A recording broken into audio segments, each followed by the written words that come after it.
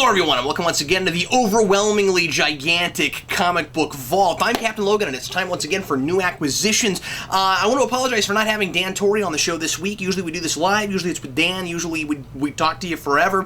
But this week Dan is out of pocket, and so I'm going solo. I only have 6 books over the last 2 weeks, so we didn't do one of these last week because Christmas and things, but also I think all of 10 books were solicited throughout the entire industry last week, so we skipped last week, decided to come back this week for you, and only got, as I said, 6 books for the last 2 weeks, and not a whole ton of stuff to say about a lot of these, to be perfectly honest with you. I'm mostly just going to go through these and tell you kind of briefly what I thought of them, and if I think folks should pick them up or not, but I don't have a ton this week to talk about, but a few interesting things. As always, I want to say thanks to Elite Comics in Overland Park, Kansas for helping us out with the show. And right now, let's jump right into it with our Marvel stuff for this week. Here is Origin 2, number 1. On the back of this, it says, Marvel Comics presents the long-awaited next chapter. Now, I don't know who was awaiting this. I don't know who was sitting around going, man, I sure hope they make a sequel to Origin.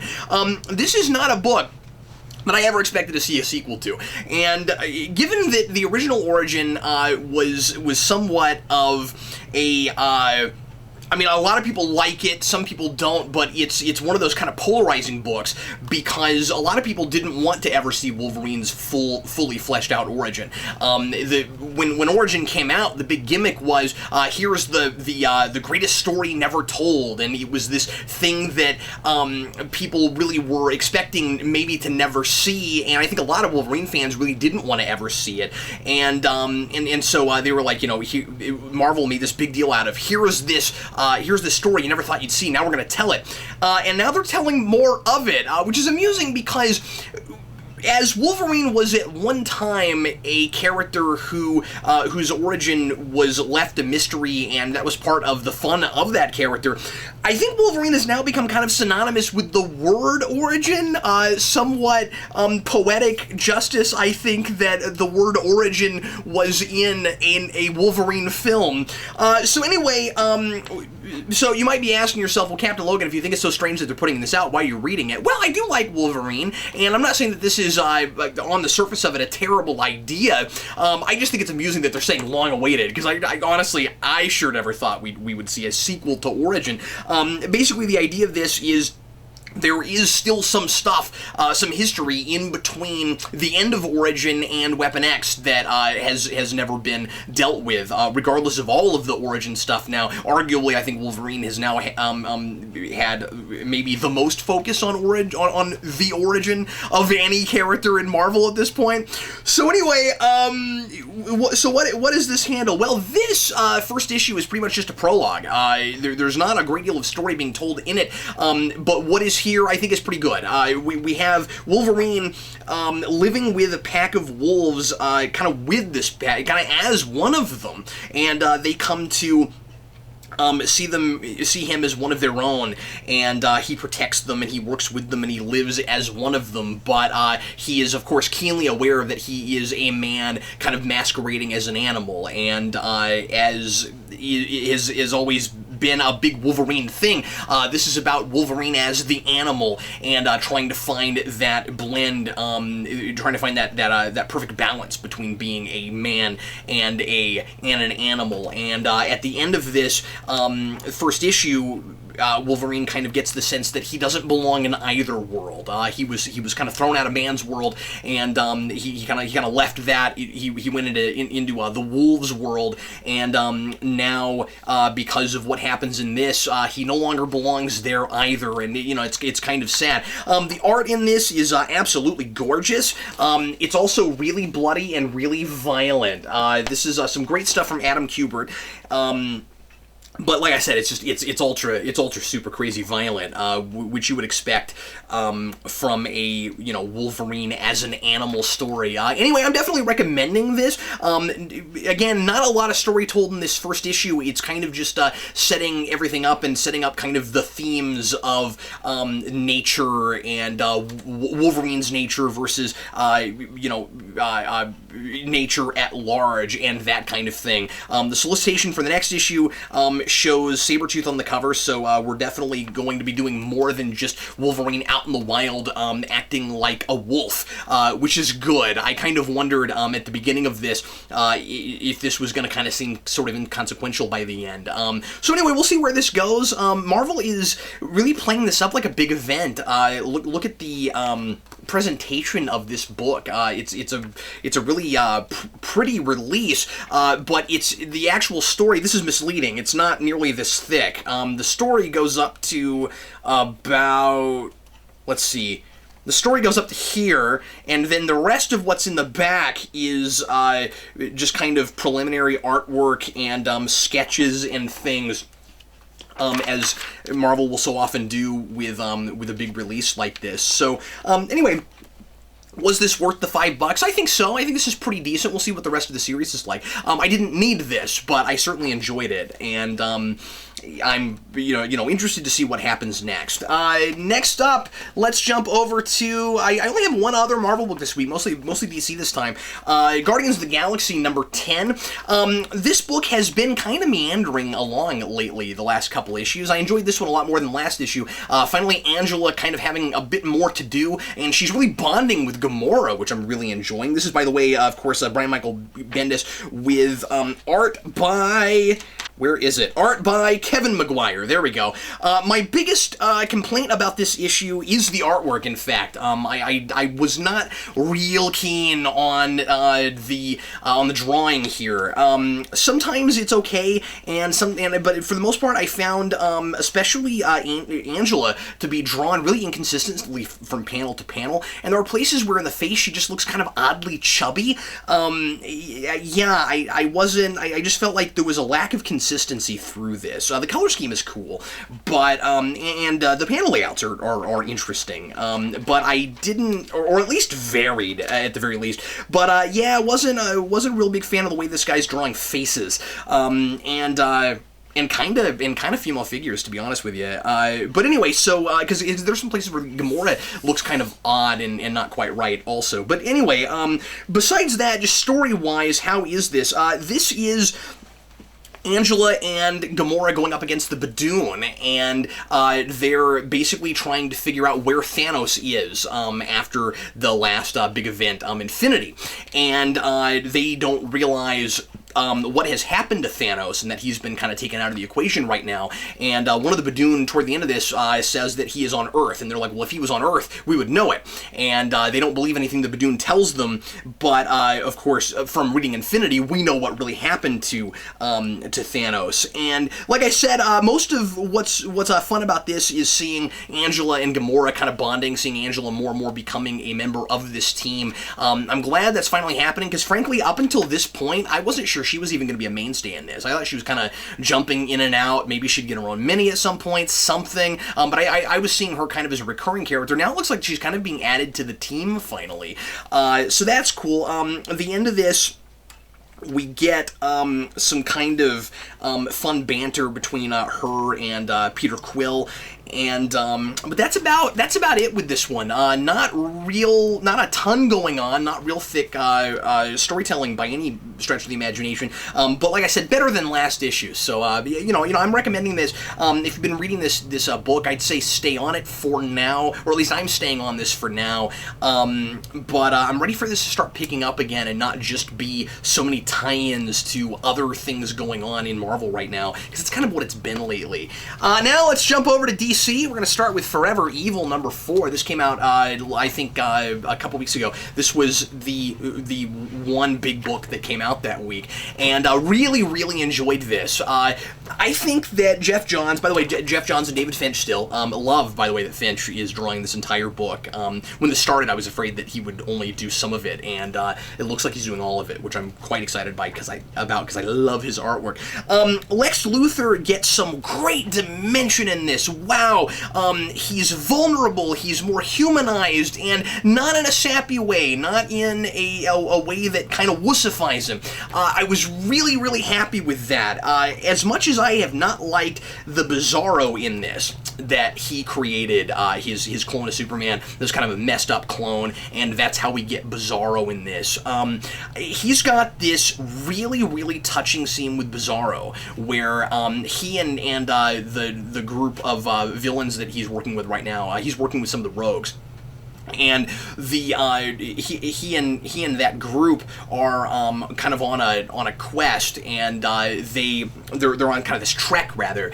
And Bizarro gets too tired, and he just wants to quit, and he wants to be left behind. And Lex Luthor tells him this stirring tale that kind of defines him as a person, which I was really surprised by, about how he had this sister that he could have saved. I won't go into the whole story, but anyway, he had a sister who died that he could have saved, but he was afraid, so he didn't do anything, and then she died, and Lex always blamed himself for that, and so that's a lot of the reason that now Lex Luthor doesn't hesitate, and that had a lot to do with what built his confidence in the first place. I like that this book opens with this kind of internal monologue for Lex, where he basically says, I have a vulnerable side. I am a human being, but I can't let anybody see it. And the only person he lets see it is this Bizarro creature.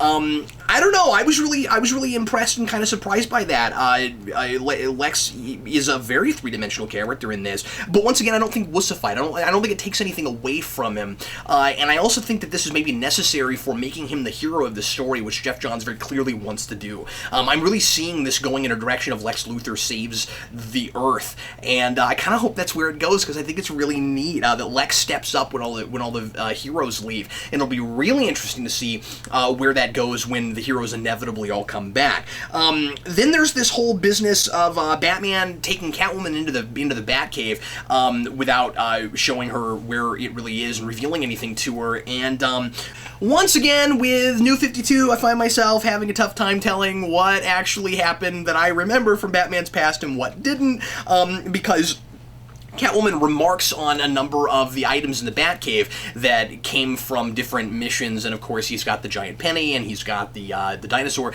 and things like that. And he talks about Dick Grayson and about the early days when he first had a Robin. There's kind of a nice exchange where Catwoman is trying to figure out if Bruce Wayne ever liked being Batman. I like all of that. There's again some kind of humanizing of some of these characters, but the difficulty I have with it is, again, just being confused as to what this version of Batman's history is versus what I remember, because there's this whole business of Dick Grayson. Nightwing's alter ego has been revealed by the evil doppelgangers of the Justice League in this, Ultraman, etc. And I keep trying to figure this out. I don't understand. If everybody knows now that Dick Grayson is Nightwing, how do they not also know that Bruce Wayne is Batman? And it's not addressed here. Batman even comes out to Catwoman and is like, now they know that Nightwing is Dick Grayson, and that's terrible for him, and I feel like that's my fault for making him Robin in the first place. Okay, that's cool. I can see Batman kind of taking the blame for that, but I don't know what their relationship was, because 52 changed some stuff. So is Dick Grayson, was he Bruce Wayne's ward? Did he live there? Because wouldn't people immediately start kind of questioning Batman, if Bruce Wayne is Batman, if they knew this? It could just be that everybody thinks that Nightwing is a completely unrelated character to Robin. I guess that would make sense. But given that Nightwing has got to kind of have this kind of public history of working with Batman, of being one of the Batman family, it just seems strange that people don't immediately try to figure out who Batman is, knowing about Dick Grayson. Then again, the whole world is kind of in turmoil right now because the Justice League is gone. So I don't know, but I'm questioning it. And then there's a lot of stuff borrowed from Tower of Babel, with the whole idea of Batman having a contingency to take out various members of the Justice League in case they ever went rogue or crazy or something, and it looks like how Batman's going to try to beat the doppelgangers. That's okay, I guess. I like I like that at least it's something that we've seen before with Batman that I would kind of buy, being the reason that we need Batman to solve this problem, because I did think it was a little bit silly that the entire Justice League gets sucked up into the Firestorm Matrix except for Batman, just because Batman's super popular and important, and so he's got to be the savior of everything. But that's kind of an interesting idea, that he would use those contingencies to try to take out the doppelgangers, which are a lot like those characters. So that's good. Overall, I liked this a lot, and I think the big character reveal at the end, we have kind of a typical big, oh man, guess who just showed up thing at the end of this, and I like that too, because it makes sense, and I like who it is, and it's going to be fun to see where that goes. So anyway, Forever Evil, still really fun. I got my reservations about it, but enjoying it thoroughly. Next up, Superman Unchained number 5. This is a book that I have been really on the fence about, and finally Snyder has won me over a little bit with this one. I don't think it needed to take this long to get here, but now that we're here, I'm much more happy with this. Don't want to say too much about this because I'm really recommending this. I want people to read this.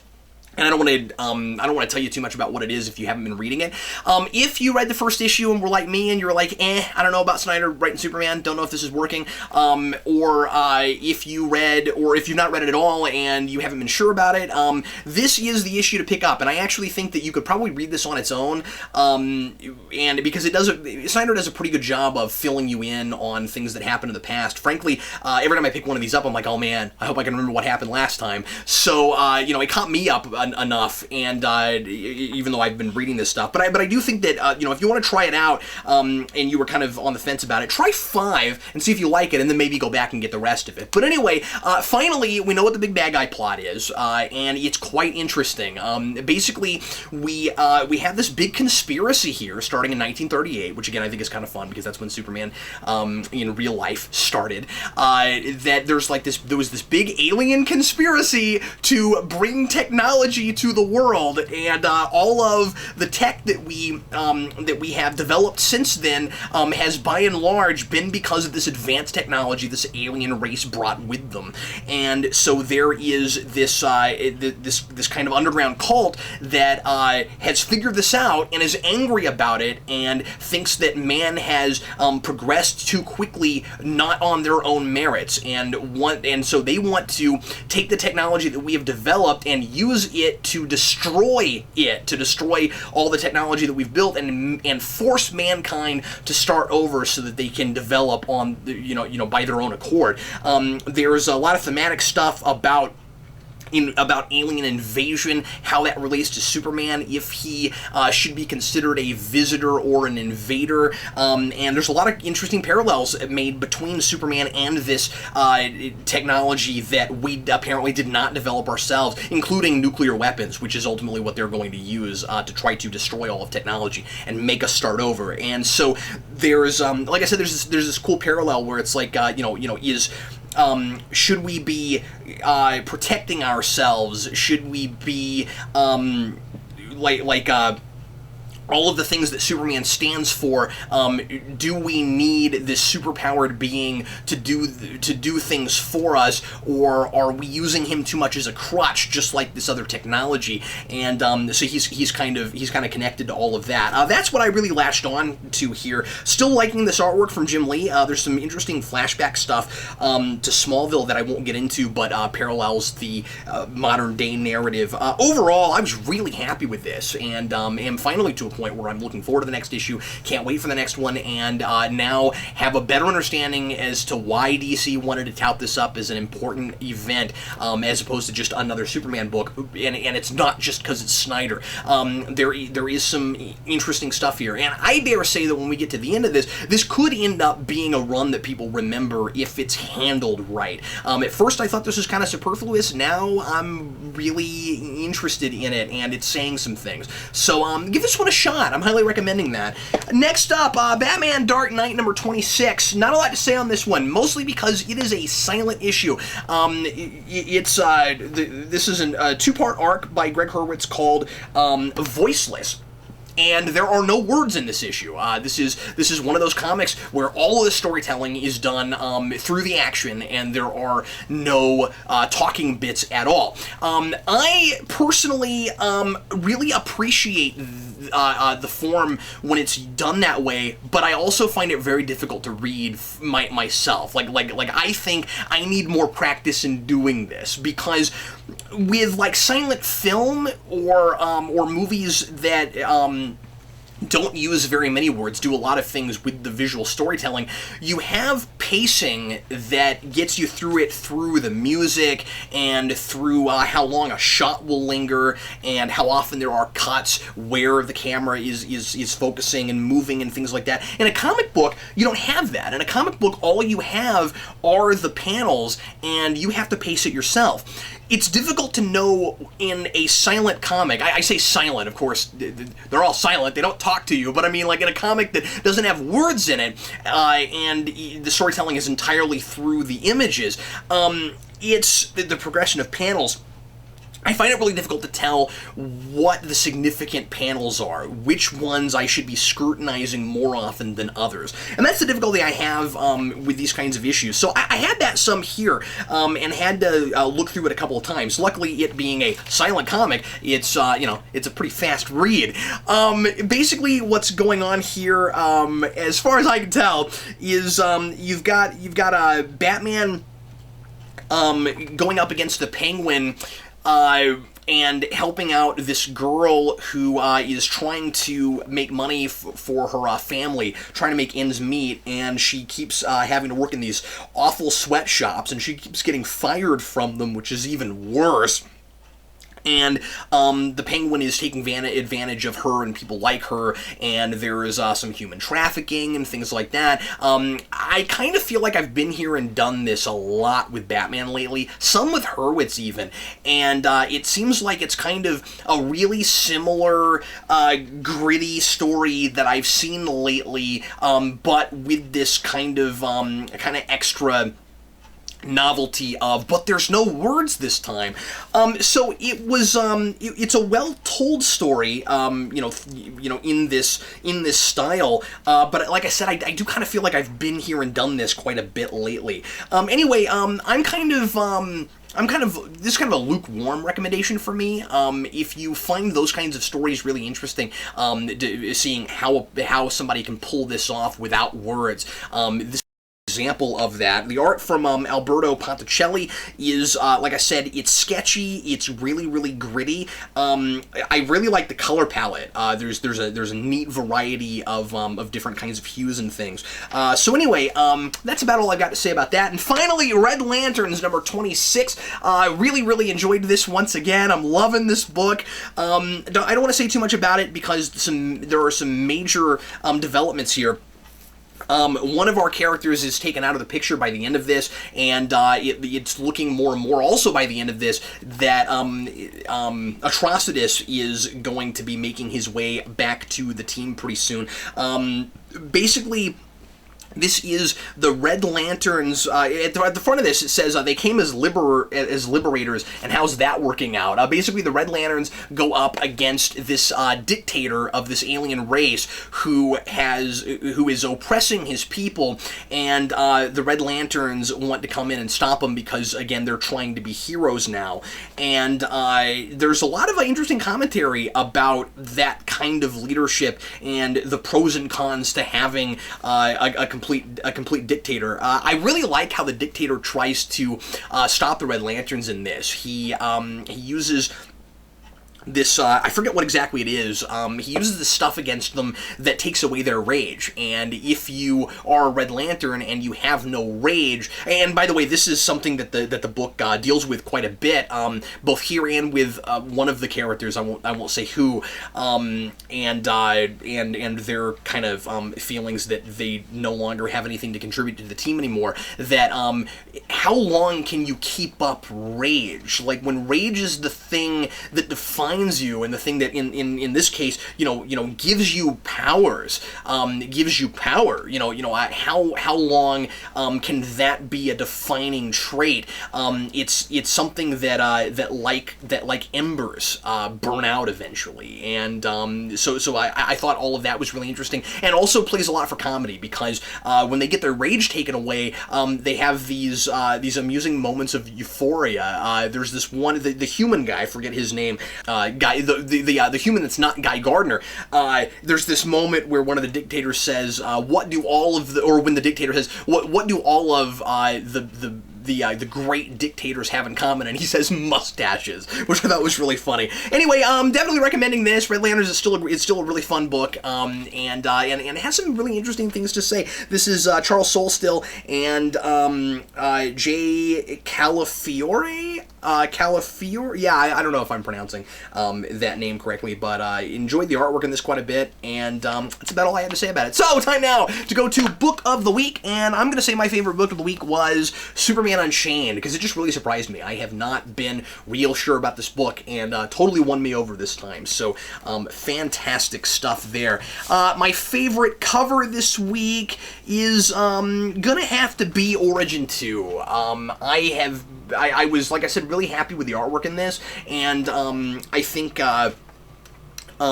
this is, I don't know, it's pretty stunning. I like it quite a bit. Anyway, that's all I've got to talk about this week. Thanks as always for watching, and if you're ever in the Kansas City area, be sure and check out Elite Comics in Overland Park, Kansas. That's where I get my comics, and they help us out with the show. Also, if you ever want to send anything to be reviewed on the Comic Vault here in a couple months, I'm going to finally be back to daily comic reviews, so I will be getting to some things after I tackle all of the huge pile of stuff that I have right now. Anyway, anything you ever want to see reviewed on the Vault, you can always send that to our P.O. Box. That's Geekvolution, P.O. Box 14183, Lenexa, Kansas 66285. Hopefully Dan will be with us again next week, and until then, I'm Captain Logan, wishing you happy reading.